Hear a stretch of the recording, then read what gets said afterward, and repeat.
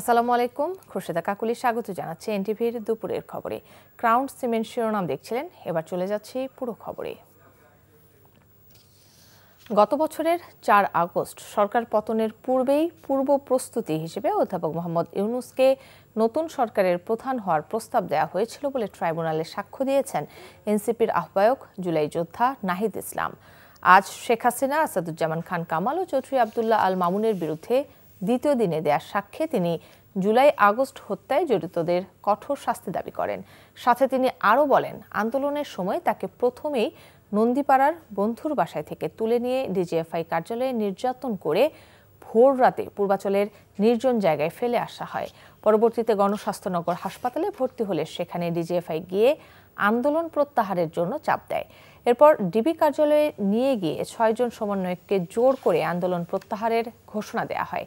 পরে সাংবাদিকদের কাছে নাহিদ ইসলাম অভিযোগ করে বলেন, এখনো জুলাই আগস্ট আন্দোলনে হত্যায় জড়িত সেনা কর্মকর্তাদের গ্রেফতার করা হয়নি। আন্দোলনের পক্ষে অবস্থান নেওয়ার চেষ্টা করেছে, বিশেষত অনেক সাংবাদিক সেনাবাহিনীর যে সকল কর্মকর্তার বিরুদ্ধে অভিযোগ রয়েছে তাদেরকে কিন্তু 1 বছরের মধ্যেও গ্রেফতার করা হয় নাই। এবং অনেকের বিরুদ্ধে অভিযোগ, আমি নিজে গুম কমিশনে অভিযোগ দায়ের করেছি, আমি আজকেও এখানে নামসহ উল্লেখ করেছি। ফলে গুমের ঘটনায় এবং যারা অভ্যুত্থানে রামপুরা, বাড্ডাসহ বিভিন্ন জায়গায় যে সকল সেনা কর্মকর্তা অফিসাররা গুলি চালিয়েছে তাদেরকে কেন গ্রেফতার করা হচ্ছে না, এই বিষয়ে আমার সন্দেহ রয়েছে। সেই বিষয়ে কোনো চাপ আছে কিনা, কিন্তু আমি আহ্বান জানাবো যে কোনো প্রকার চাপ থাকলেও এগুলো যাতে বিবেচনায় না নিয়ে আইন ফলো করা হয় এবং ন্যায় বিচার নিশ্চিত করা হয়। ট্রাইব্যুনালে আছেন স্পেশাল করেসপন্ডেন্ট হাসান জাবেদ, সরাসরি যুক্ত হচ্ছেন তিনি।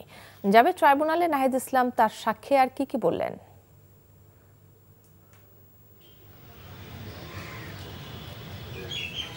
কাকলি, আজকে নাহিদ ইসলাম তার দ্বিতীয় দিনের সাক্ষ্যে গত বছরের ১৯ জুলাই থেকে এবং গত বছরের ৫ই আগস্ট পর্যন্ত শেখ হাসিনা যে পালিয়ে যাওয়ার আগ পর্যন্ত কি ঘটনা প্রবাহ হয়েছিল সেটি বর্ণনা করেন।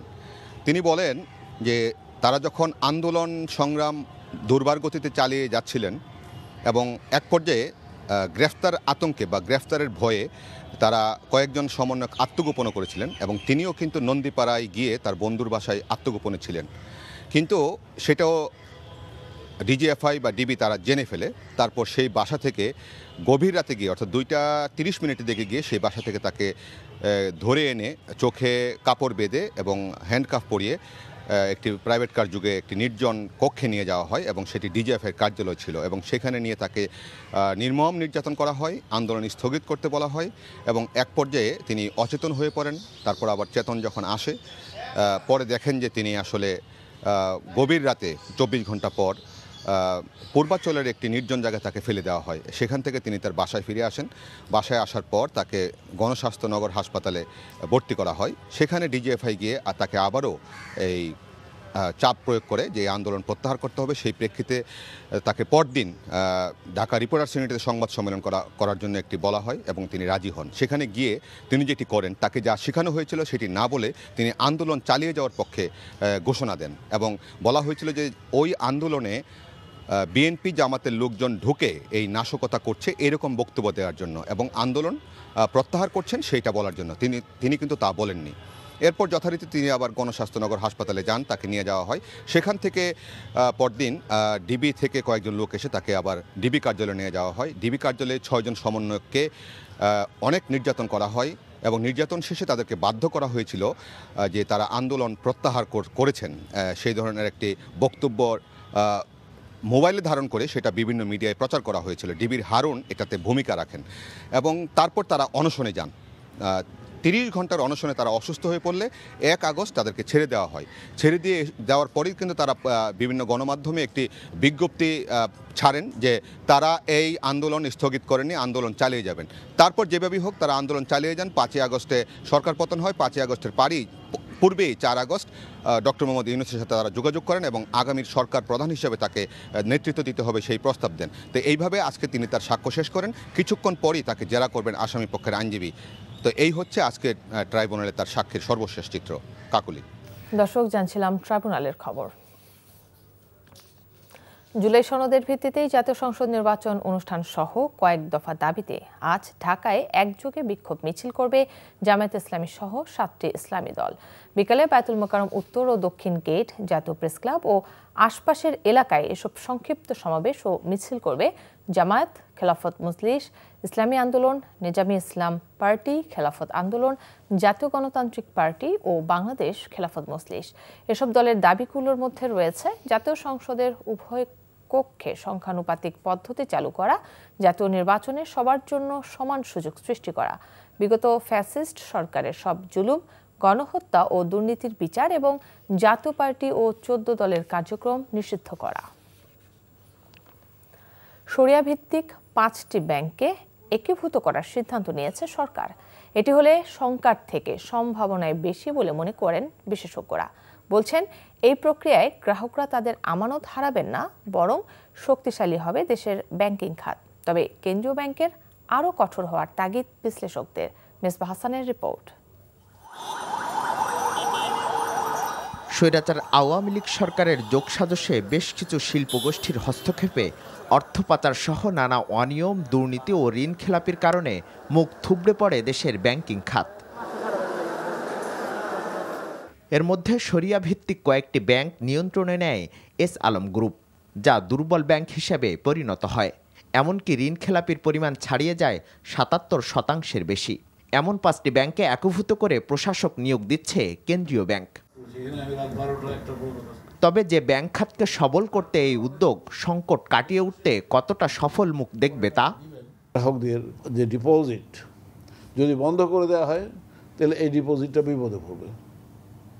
তাদের ডিপোজিটটাকে যদি সংরক্ষিত করতে হয়, সুরক্ষা দিতে হয়, তাদেরকে ফেরত দিতে হয়, দেওয়ার জন্য আপনাকে এই ব্যাংকগুলোকে একীভূত করার যে উদ্যোগ নেওয়া হয়েছে এটি একটি পজিটিভ উদ্যোগ বলে আমি মনে করি। মার্জার কি একমাত্র পলিসি আপনার ব্যাংকগুলোকে টার্ন ওভার করানো? তো আমরা এত মার্জার নিয়ে কেন? আমার কাছে তো মনে হয় এগুলো ব্যাংকের সংখ্যা কমানোরও একটা পদ্ধতি হইতে পারে, কারণ আমার দরকার নেই তো এত ব্যাংকে, তাই না? বিশেষজ্ঞরা বলছেন, গ্রাহকদের আমানত নিয়ে কোনো শঙ্কা নেই, বরং এই প্রক্রিয়ায় বিশেষ কোনো শ্রেণী নয়, প্রান্তিক গ্রাহকরাই সুবিধা পাবেন বেশি। অতীতের অভিমুখ পরিবর্তন করে গ্রাম থেকে শহরমুখী না করে এটাকেও আমি এক ধরনের পাচার মনে করি। গ্রামের অর্থ শহরে পাচার করা, সেটাকে পরিবর্তন করে দিয়ে আপনি গ্রামের সম্পদ গ্রামে বিনিয়োগ করবেন। এবং যারা মনে করে যে অমুক এলাকা অন্ধকার, অমুক এলাকায় বেশি ডিপোজিট পাওয়া যাবে না, কিংবা অমুক এলাকার মধ্যে কোনো বিনিয়োগের সম্ভাবনা নাই, তারা বাংলাদেশকে চিনে না। কেন্দ্রীয় ব্যাংক শক্ত হাতে নিয়ন্ত্রণ করতে না পারলে নতুন করে সংকট তৈরি হতে পারে বলে মনে করেন এই বিশেষজ্ঞ। শক্ত সিদ্ধান্ত আসতে হবে, তাই না?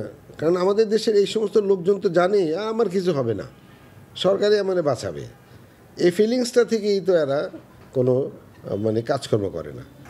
এই প্রক্রিয়ায় যেমন বাড়বে প্রযুক্তির ব্যবহার, তেমনি কমবে খরচ। একই সাথে দক্ষ মানব সম্পদের মাধ্যমে ব্যাংকিং খাতের কার্যকারিতা এবং আস্থা ফিরিয়ে আনতে সম্ভব হবে বলে মনে করেন বিশেষজ্ঞরা। Misbah Hasan, NTV news, Dhaka. বাগেরহাটে 4টি আসন বহালের দাবিতে তৃতীয় দিনের মতো জেলা ও উপজেলা নির্বাচন অফিস ঘেরাও করে রেখেছে সর্বদলীয় সম্মিলিত কমিটির নেতাকর্মীরা। সকালে বিভিন্ন স্থান থেকে মিছিল নিয়ে সর্বদলীয় সম্মিলিত কমিটির নেতাকর্মীরা জেলা ও উপজেলা নির্বাচন কর্মকর্তার কার্যালয়ের সামনে এসে জড়ো হয়। অবস্থান নেয় নির্বাচন অফিসের প্রধান গেটে। আর এ কারণে নির্বাচন সংশ্লিষ্ট কর্মকর্তা কর্মচারীদের অফিসে প্রবেশ করতে দেখা যায়নি। এই কর্মসূচি দুপুর 1টায় শেষ হবে বলে জানিয়েছেন সর্বদলীয় সম্মিলিত কমিটির নেতৃবৃন্দ। পরে নতুন কর্মসূচি ঘোষণা করা হবে বলেও জানান কমিটির আহ্বায়ক MA সালাম।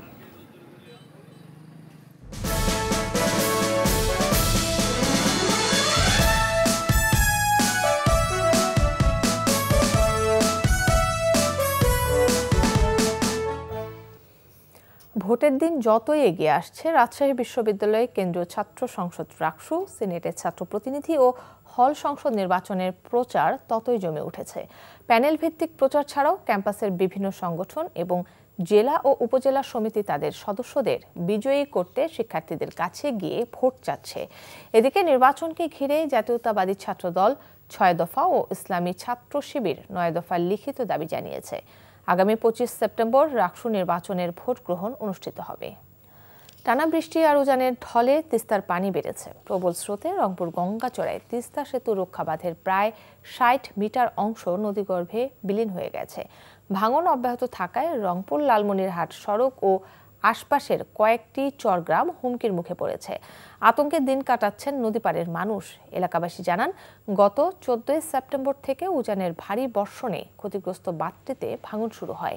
এ পর্যন্ত তিস্তা নদীগর্ভে চলে গেছে বাঁধের প্রায় 60 মিটার। সেতু রক্ষা বাঁধ মেরামতের ব্যবস্থা নেওয়া হচ্ছে বলে জানিয়েছে পানি উন্নয়ন বোর্ড।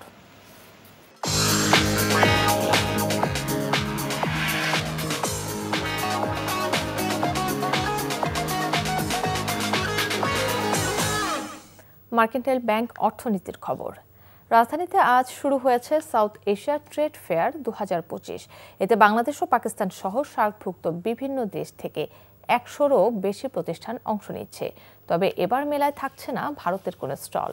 বসুন্ধরা কনভেনশন সেন্টারে শুরু হওয়া এই মেলায় পোশাক, গহনা, প্রক্রিয়াজাত খাদ্য, গৃহস্থালী সামগ্রী এবং ইলেকট্রনিক পণ্য সহ বিভিন্ন ধরনের সামগ্রী প্রদর্শন ও বিক্রয় করা হচ্ছে। মেলার উদ্বোধনী দিনে উপস্থিত ছিলেন বাণিজ্য সচিব মাহবুবুর রহমান, এসসিসিআই এর প্রেসিডেন্ট মোহাম্মদ জসিমউদ্দিন সহ কমিটির সদস্যরা। আয়োজকরা জানান, ব্যবসা সম্প্রসারণ এবং আঞ্চলিক বাণিজ্য সহযোগিতা বৃদ্ধির লক্ষ্যে এ মেলার আয়োজন করা হয়েছে। অপহরণ ও মারধরের অভিযোগে ক্রীড়া সংগঠক বোরহান হোসেন পাপ্পুর বিরুদ্ধে মামলা দায়ের করা হয়েছে। গত 15 সেপ্টেম্বর দুপুরে অপহরণের শিকার তানভীর আহমেদ বাদী হয়ে গুলশান থানায় এই মামলা করেন। এজাহারে উল্লেখ করা হয়েছে, 4 ক্লাব দ্বন্দ্ব নিরসনের শুনানিতে অংশ নিতে গুলশানের নাভানা টাওয়ারে বিসিবির কার্যালয়ে উপস্থিত হয়েছিলেন তানভীর। দুপুরে সেখান থেকে তাকে অপহরণ করা হয়। তুলে নিয়ে যাওয়ার সময় মারধর ও হত্যার হুমকিও দেওয়া হয়। ক্লাব সংগঠক বোরহান হোসেন পাপ্পু অপহরণকারীদের নির্দেশনা দিতে দেখেন বলে এজাহারে উল্লেখ করেন মামলার বাদী। পাপ্পুর সঙ্গে অজ্ঞাতনামা 25 থেকে 30 জনকে এই মামলার আসামি করা হয়েছে।